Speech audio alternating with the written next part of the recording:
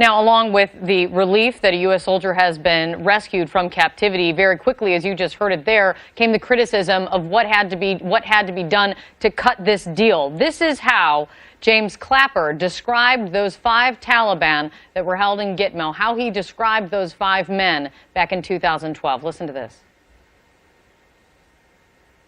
I don't think anyone harbors any illusions about these 5 Taliban members and what they might do if they were transferred. Been described also as the worst of the worst. What has changed since 2012?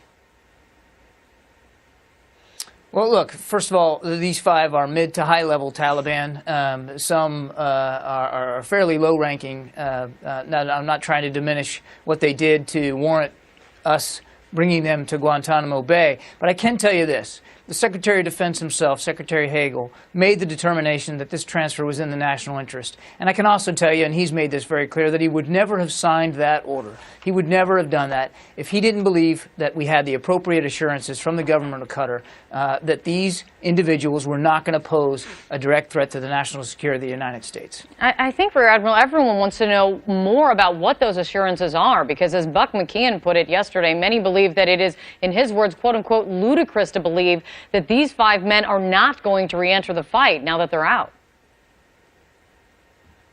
Well, again, I can't go into all the details of the assurances that we got from the government of Qatar. And as you know, we have transferred detainees in the past. This is in line with the same process we have used in terms of transferring detainees, and we get assurances from the locations where they go. In many ways, this is no different, but we don't publicly disclose all those assurances. And the Secretary has made it clear, too, that he's willing, he understands that there are questions by members of Congress, and he looks forward to talking with them and to answering as many of those questions as he can.